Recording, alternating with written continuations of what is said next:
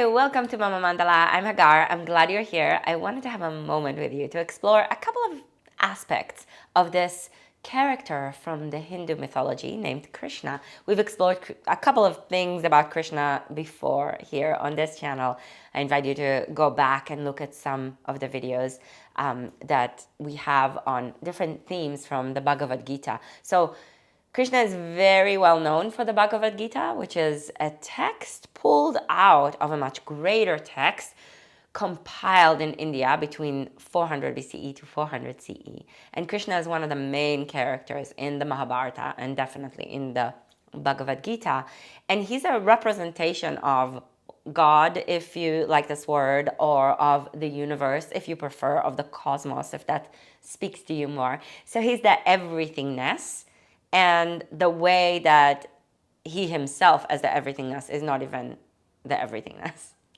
All right, that's a whole other story, but we can get into it another time.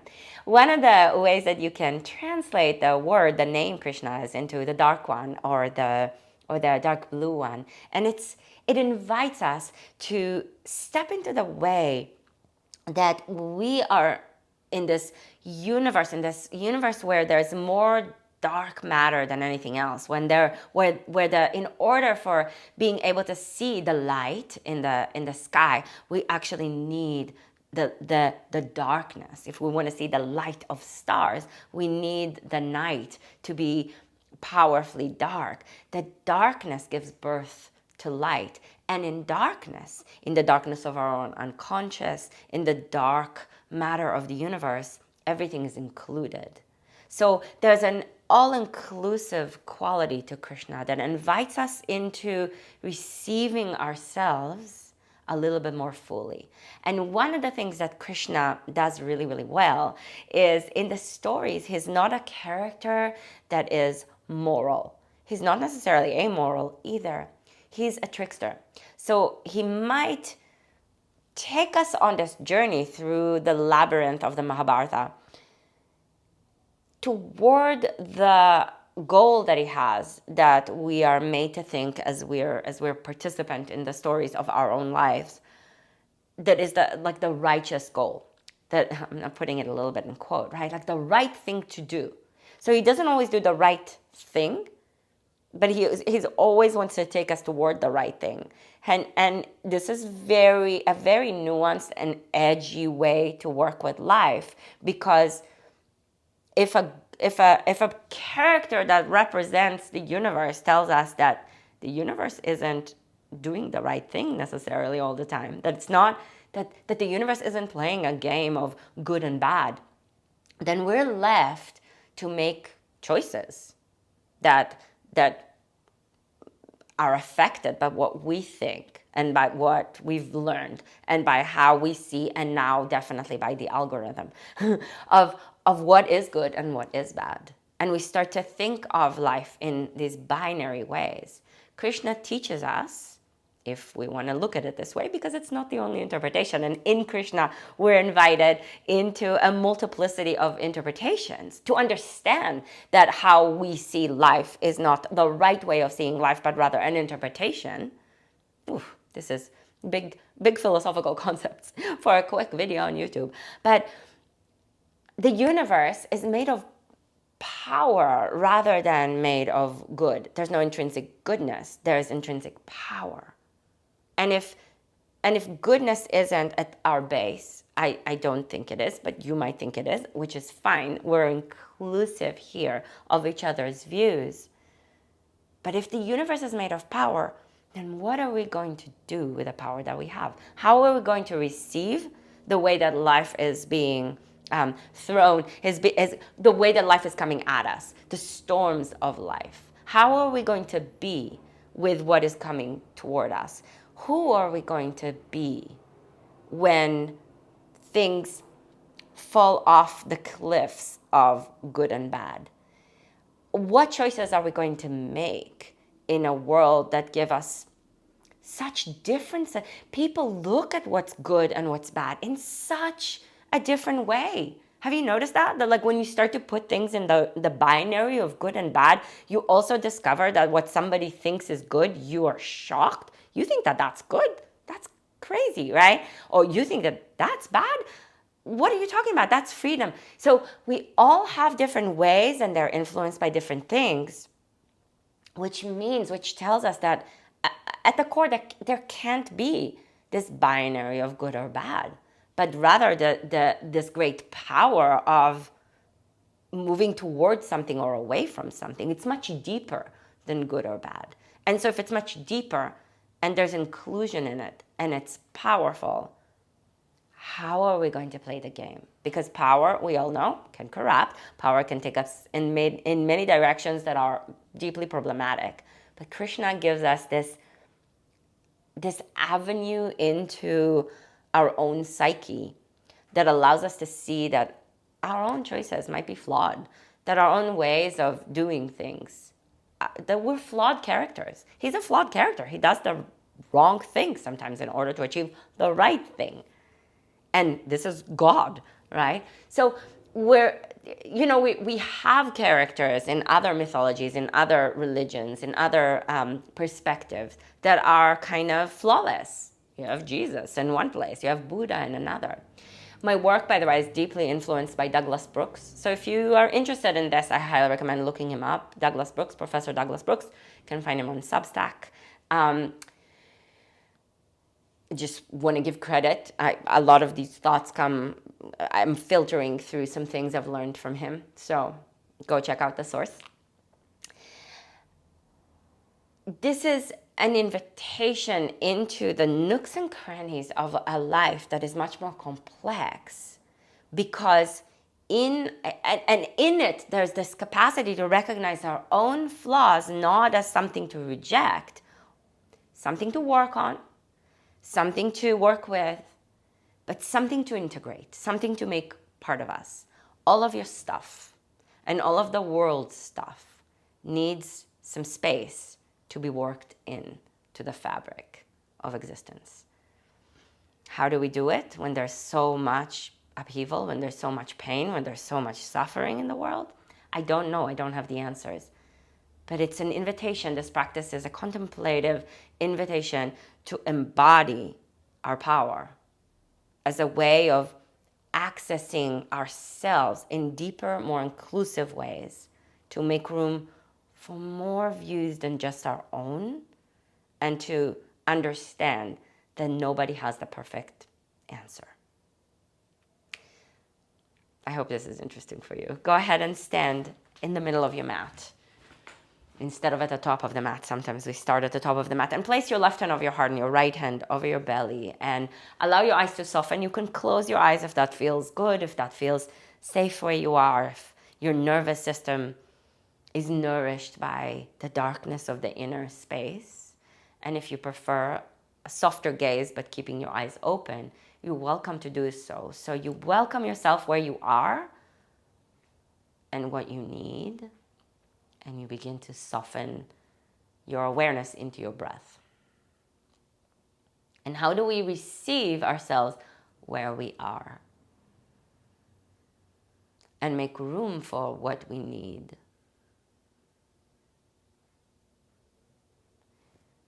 Without our needs becoming somebody else's oppression. Soften the breath and begin to deepen it. Receive this contemplation as an opportunity to be in a space that makes room for more than just one lens, more than one perspective. And with your next exhalation, release your arms and bring a tone to the back of the throat as a way to engage in something bigger than us, right? The breath is bigger than us. Reach your arms up. Inhale. It moves through us. Exhale, bend the knees and reach your arms out to the sides, hips back and chest forward. Rise up as you inhale, reach your arms up. And with an exhalation, separate your feet wide and release your arms by your sides.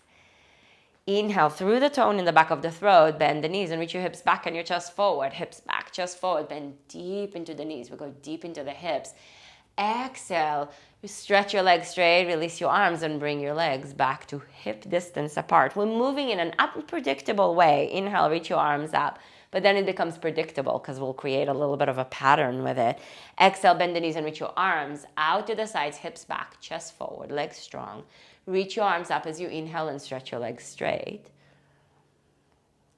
And as you exhale, release your arms and step your feet wide apart again. Spread your toes, ground your feet, bend your knees as you inhale. Arms out to the sides, hips back, chest forward, lower the hips down. Exhale, stretch your legs straight, release your arms and bring your legs back towards one another.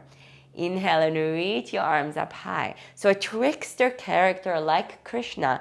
Exhale, bend the knees and reach your hips back and your chest forward. Sometimes does the unpredictable things that are going to throw us a little bit off the edge. Reach your arms up. Inhale, stretch your legs straight. Exhale, separate your feet wide and release your arms. Inhale, bend the knees and reach your arms out to the sides. This time we're going to stay right here. Exhale and bring your left hand to the floor. Reach your right arm up towards the sky. I'm mirroring you, so sometimes I get confused with that. Inhale deeply, reach your hips back and your chest forward. Lengthen your spine, but keep your hips low and your knees bent. And exhale, with that length, turn your chest up to the sky. Bring your hand down with an inhalation, your right hand down, and with an exhalation, reach your left arm up to the sky into this twist. So now, not only lengthen your spine and turn your chest up to the sky, but also create a little bit of resistance by turning the left side of your ribs towards the right and the left hip bone toward the left one. So the whole left side of your body is moving toward the right, but your chest is moving toward the left. So there's resistance there. And resistance can help us gain more strength. So if we have conflict and contradiction, paradox, it actually makes us stronger and more adaptable. Inhale, back to center, look forward, chest forward, hips back, and then exhale, fold forward. And if you can stretch your legs straight, go for it. If stretching your legs straight is too much for your body, put your hands on a block or on a table, on a chair. Do what you need to do to take care of yourself. Inhale and look forward, hips back and chest forward, and make your legs strong. Pull your heels energetically back. Exhale, fold forward, reach the crown of your head toward the floor, and let's do that a couple more times. Inhale, chest forward, hips back. Exhale, fold in, and this engagement in the back of the throat as you breathe deep Ujjayi breath is an engagement in the complexity of life. Inhale, hips back, chest forward. In the nuance of more than one thing is true. Exhale, fold in. There's ambiguity in the world. Reach your chest forward and your hips back. Keep your legs really strong and bring your left hand down to the space between your legs but forward. So you create a kind of like a triangular shape, and right arm up towards the sky. And again, with the right hip bone, the front of the right hip bone, the anterior superior iliac spine, turn that part toward the left. So there's this engagement in the lower abdominal region, and turn the right side of the ribs towards the left as well. So there's an engagement in the upper abdominal region. With your chest, with your breastbone, your sternum, turn your chest up towards the sky and twist. And again, that resistance, this ability to go into how we're looking at things, go out from how we're looking at things, explore and move in two directions that are opposing each other at the same time, allows us to cultivate greater power. Inhale and twist, right hand down. Exhale, left arm up, and not only cultivate greater power, but also be able to see that there's more than one way of looking at things. Breathe deeply. And slowly, hips go back, chest goes forward, extend the spine, expand your breath, and keep resisting with the left side of your body as you turn your chest up towards the left. Inhale and twist, bring it back to center, up on the fingertips, hips back, chest forward, and exhale, fold forward. Look forward as you inhale, hips back, chest forward, heels, pull them energetically back. And then walk your upper body toward the right as you turn your right toes out. Bring your right hand on the inside of your right leg and stretch your left arm up and over your head and press down into the ball of the right foot and extend long through your spine. If you need to, you can bring your forearm to your thigh. Extend the spine long, ground into the feet and breathe. And even here, create, as you open your chest to the sky, create resistance with the left anterior superior iliac spine, the ASIS in short, and the left side of the ribs. Pull that in and down, but then turn your chest up to the sky and create resistance between your right arm and your right leg if your hand is on the floor. And if it's not, you're on your forearm, you can push with your forearm down to lift the right side of your waist up. So resistance can actually allow us not only more power, but also more strength. One more breath in. Exhale, touch the floor, turn your right toes in, walk your upper body through the middle, turn your left toes out. Left hand on the inside of your left leg, push the left arm and your left leg into each other, or forearm to your thigh. Right arm is up and over the head. And with the power, the power that you tap into and the strength that you cultivate, what will you do? How will you interact with the stuff in your life right now that may be challenging? Who are you going to become in the face of, for lack of a better word, the shitstorms of life? Breathe slowly, root into the feet as you're rooting into your power and into the choices that you have, and the decisions that you can make based on being powerful and being, in many ways, free. Deep breath in. Exhale, touch the floor, walk your upper body through the middle and turn your left toes in. And we know also, deep breath, reach your chest forward.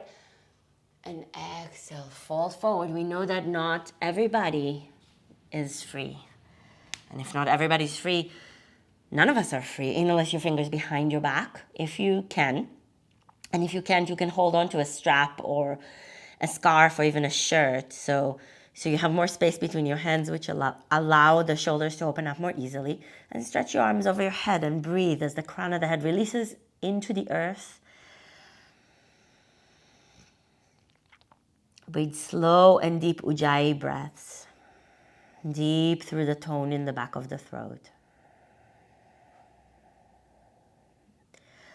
Release your hands to the floor with an inhalation. Look forward. Stretch your chest forward. And exhale and fold back in. And we know that even for ourselves, bend the knees, reach your arms through your sides, hips back, chest forward, and all the way up. Stretch your legs straight. And exhale, bring your legs toward one another and shake out your legs, your wrists. We know that some of the choices that we make are not going to be ones that are in alignment with who we want to be. Krishna makes room for it. This is what this character, a part of like a big representation of the trickster archetype, invites us into we live in a flawed world. We are flawed. How are we going to work with it? How are we going to do some work of justice in the world without taking it over the edge and turning it into more injustices? We see it right now so loud and clear in so many ways and in so many nooks and crannies of humanity. A lot of people are suffering. Stand on your left leg and lift your right leg up and interlace your fingers in front of your knee and breathe. It's wobbly. It's not balanced. It's not easy. It's not clear. There's a lot more nuance than any of us are comfortable with. Flex the right foot and now hold on to the same place, to the front of your knee with your right hand, and take your right leg out to the right and take your left arm out to the left and breathe. Push the knee into the hand as you pull on that knee to create more engagement, more integration, more into yourself, more into a deep listening, but also out to learn from more than you. And not just out to learn from more than you from people who confirm your biases. There's more to the story, more avenues than we might be comfortable with. This is Krishna's wobbly character. Back to center with an inhale. Bring your leg back in. Hold it now with your left hand and reach your right arm back behind you for a little twist. Right hip bone toward left, right ribs towards left as breastbone turns to the right. Keep the right foot flexed and breathe into the instability. It's part of the deal, whether we like it or not. Deep breath in. Lengthen your spine. Twist your chest a little bit more with your exhalation. And then back to center with an inhale. And exhale, release the leg down. This was a long time to stand on the leg. It's strengthening us. You can shake it out. It's strengthening us, but it's not out of wobble. It's not out of instability. Strength can be cultivated. Our power can be accessed not only through, and not at all maybe even, through the rigidity of ways of being and rigidity of mind, but rather through nuance, through seeing, this is what Krishna is for, through seeing that there's more to the story that we can see from where we stand. Left leg up, inhale. So it invites us to include our limitations. Hold the front of the knee, flex the left foot, let the wobble of the pose invite you into the empowerment of stabilizing in a wobbly world. Breathe deeply, flex the left foot, that will help. Hold the front of the knee only with your left hand now. Reach your right arm to the right and take your left leg out to the side. Keep your left foot flexed and push the knee into the hand. And again, like there's gonna be moments where you feel like, oh, I can't balance. You know what? There's gonna be moments when you fall, not just from this pose, right? So how are you going to use the power that you're accessing, and how are you going to include more than just your view? Slow breath. The Mahabharata is a complex and nuanced story because the world is, because life is. Bring your leg back to center. We have a whole other thing happening right now on this side. Hold the front of your knee with your right hand and reach your left arm back behind you and breathe as you take the left hip bone toward the right, the left ribs towards the right. Sternum moves to the left. You can use your left hand to push your right hand to push your left knee into. Breathe, lengthen your spine. Wobble, fall if that's what happens. Bring your leg back to center. And exhale, release it down and shake it out. And there's no easy answer. Stand on both of your legs, strongly rooted into the earth. Interlace your fingers behind your back or hold a strap or a scarf. Reach your arms behind you, deep breath in. And exhale, bend the knees if you need to protect your lower back, or keep your legs straight as you fold forward and stretch the arms over the head. Slow breath through the tone in the back of the throat, in and out mindfully.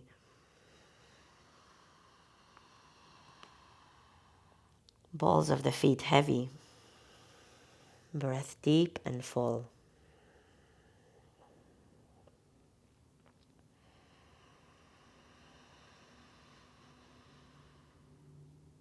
Power dynamics are complicated and complex. And not those who we see as weak, release your hands slowly to touch the floor. Those who we see as weak are not necessarily the moral characters in the story. So how do we work with a world so complex and nuanced? Bring your knees to the floor. Take your knees wide apart. Bring your big toes to touch. Move your upper body a little bit side to side and bring your forearms down to the floor and breathe. Bring your forehead down to the floor, soft in child's pose, embraced and held. in a universe wild and ferocious. You look at the universe and you see it has banged itself into existence. It continues to bang. Galaxies are rotating around a powerful, fierce, and threatening center. Planets revolve around stars, burning themselves with great power.